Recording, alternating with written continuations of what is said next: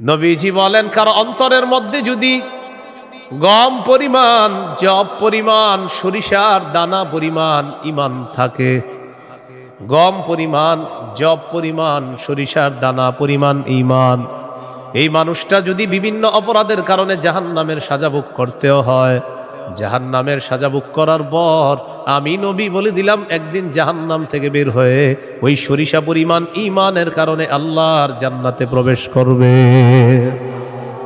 খাঁটি ঈমান, বিশুদ্ধ ঈমান, এটার মধ্যে কোনো ঝামেলা করা যাবে না। আল্লাহ কথাগুলা বুঝার তৌফিক দান করেন। দোকানের শাটারটা লাগাইতেছেন, অর্ধেক শাটার আপনি নিছেন, মুয়াজ্জিন মসজিদের মধ্যে বলে কদ কামাতিস সালাহ, কদ কামাতিস সালাহ, নামাজ দাঁড়ায় গেছে, নামাজ দাঁড়িয়ে গেছে।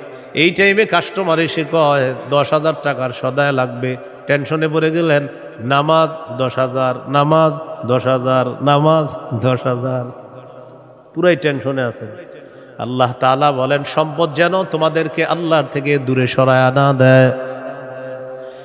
নামাজ দাঁড়িয়ে গেছে, আপনি শাটারও লাগাইতেছেন নামাজে যাওয়ার জন্য, আল্লাহ তাআলা বলেন, এই শোনো, সম্পদ যেন আল্লাহর থেকে দূরে সরায় না দেয়।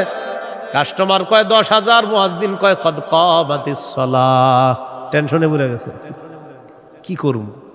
সূরা তাহার 132 নম্বর আয়াতে আল্লাহ বলেন, লা নাসআলুকা রিজকা নাহনু নারযুকুকা, নবী আপনার কাছে আমি রিজিক চাই না, আমি আপনারে রিজিক দেই। পরিবারকে নামাজের কথা বলেন, নিজে নামাজ পড়েন। নামাজের পর আল্লাহ তাআলা রিজিকের কথা কেন বললেন? কারণ রিজিকের টেনশনে মানুষ নামাজ থেকে দূরে থাকে। আল্লাহ বলেন, বান্দা তুমি নামাজে যাও, আমি তোমার থেকে রিজিক চাই না, আমি আল্লাহ তোমাকে রিজিক দিয়ে দেই।